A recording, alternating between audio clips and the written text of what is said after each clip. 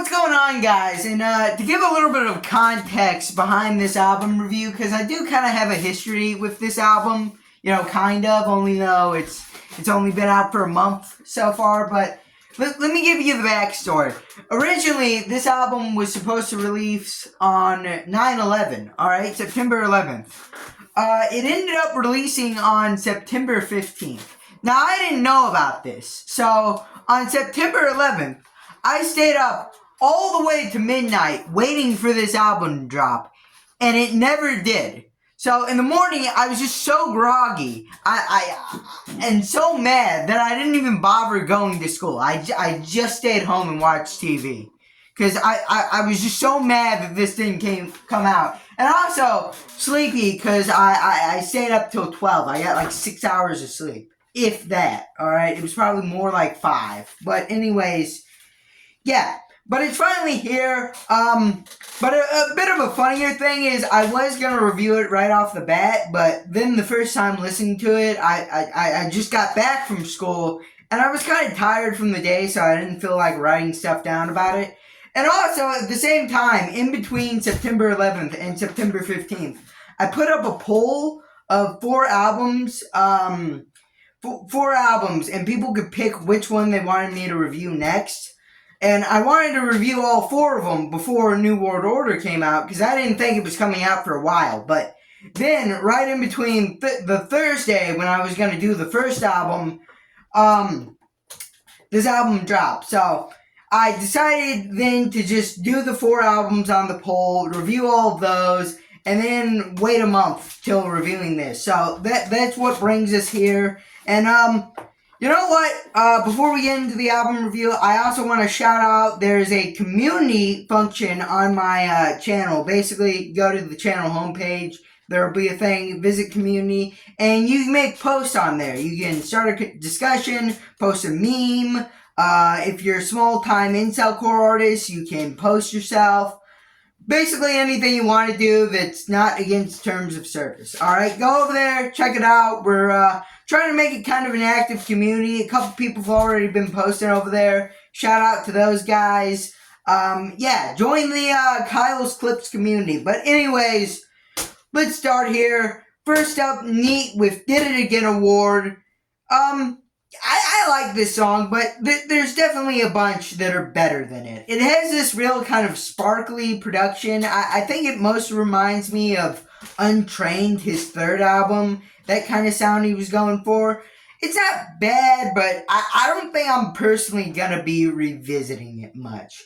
Next up, though, we got Dead Meat, and this most kind of reminds me of Calypso from his 4th album, one of the singles for that, where it has these 2 kind of weak verses, if I'm going to be honest with you, but it has this kind of incredible melodic chorus, just really good, really brings it together, it really gives it a lot of character.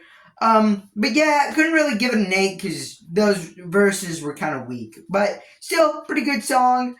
Next up, we got Livestock, and I already think this is the best song off the album, by Fried by Fluoride. I gave it a 9 out of 10. This is just great. This is just like peak that Fried by Fluoride aggressive style that yeah, just pure aggression in this song, mocking society, mocking how everyone's like a pig and they eat slop, just really honing in on that. Next up, we got Tear Apart. That's kind of the opposite, kind of the polar opposite. There's a little bit of duality in this album, I've noticed. Like, you'll see an artist make one song, and they'll make another song kind of different from that. But, anyways, that's just my speculation, though. Tell me if you disagree in the comments. But, yeah, Tear Apart is kind of like a Wi-Fi skeleton type song, actually. He kind of sounds like him on this, but honestly, it sounds like a better version of him. Not to throw any shade to him. I think he's made some good songs, but I really like these kind of distorted guitars, except not that distorted, just a little bit of distortion on it. It's kind of hard to describe, but this is a great melodic cut from Fried by Fluoride. That's the bottom line. That's all you need to know. 8 out of 10. Next up, we got Half Sword by Heartbreaker. Now, if you're a fan of Heartbreaker, you already know what to expect from Half Sword. It's a really short song that gives you some one-liners, catchy melody, and that's basically it. Alright, and then it leaves. Alright, it ends. But still, pretty good song, I'd say. Next up, though, I got I Hate Myself. I think this is just a better version of the last song, hence why I gave it an 8 out of 10. Again, the one-liners are better. It's a little bit longer, so it has more time to develop. It's genuinely just the Heartbreaker formula leveled up again, near the top of his game, I would say. Next up, we got Unwound. This one starts with what kind of sounds like an 8-bit sample, but it sounds really good and it fits the song, it adds to it. And genuinely, the chorus is just catchy. I come a little unwound. Yeah, I just like it. Next up, we got One Trick Pony. That's a bit of a downgrade. It's kind of one of those kind of pump up songs, I guess, motivational songs, saying that you should get a trait that you're really passionate about and you should get good at it, and like all of this stuff, which is all good and all, but I do want to shout out whoever structured this album for putting that kind of motivational song right before a song titled Failure. Now, this is never a good song, but I do want to mention one critique of it. Am I the only one that can't understand what he's saying on the chorus? Like, the beat is, like, singing over him. Can anyone, like, tell me what he's saying on the chorus? I could not understand it. But, honestly, it's not even that big of a problem, considering the melody and the instrumentation are just so good that I don't really care.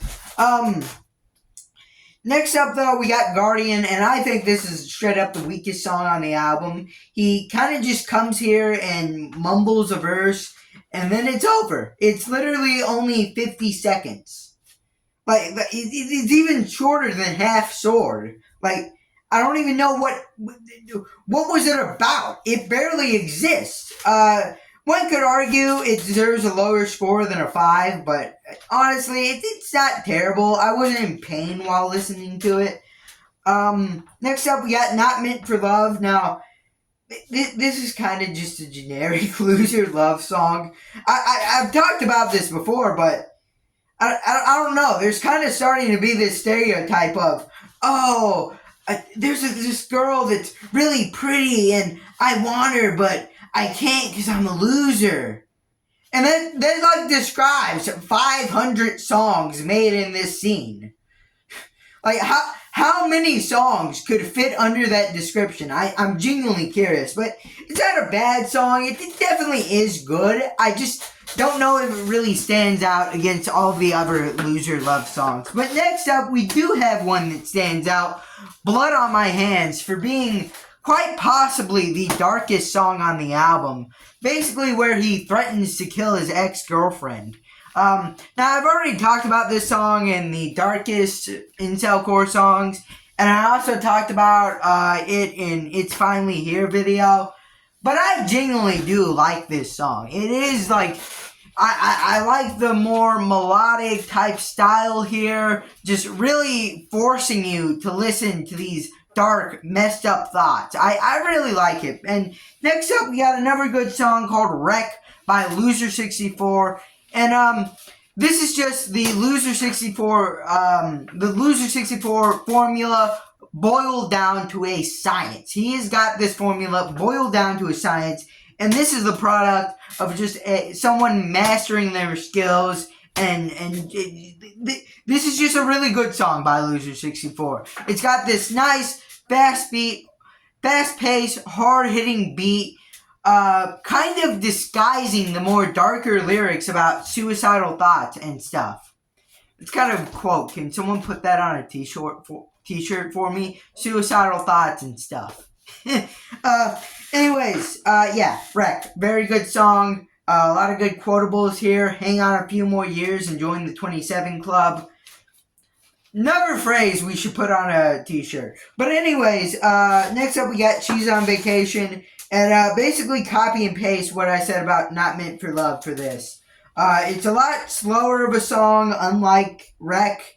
And it's about a girl that moved far away, and he's worried that she won't like him because he's a loser and she doesn't like him and blah blah blah blah blah blah blah blah.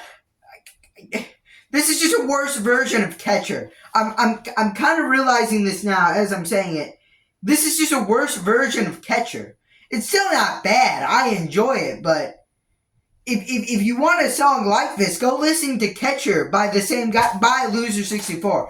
Next up, we got Retarded, and he's kind of a mystery for me, alright? Despite his name that is literally just a slur, he's managed to become the breakout artist of 2025, at least in the incel core. He has a song that's like nearing 1 million streams. He has 2 other songs over 100,000. He has built up, he's selling CDs right now. I don't know how many he sold, but he's selling them. I don't know how many he sold though. But he has like 60,000 monthly listeners. He's done a collab song with Neat. He's on New World Order, the biggest song on here. And I think the reason for his success is he's so versatile. There's a song like this that's kind of more light, kind of more melodic, but kind of something you could throw on in the background. It's good at that. Like, if you're doing homework and want to throw on some incel core, I'd probably recommend Gang Stalker, despite the pretty harsh name. I think he does a really good job with it. He can do that, but he can also make a song like Please Don't Send Me to the Ward that is basically the truest example of an incel core anthem, bro. It's got the distortion in the background. It's got him screaming in the lyrics. I really like that.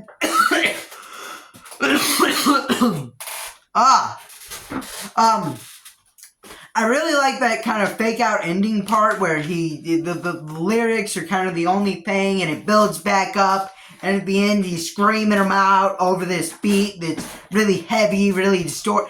I really like that part. I think he does a really good job making this type of anthem thing.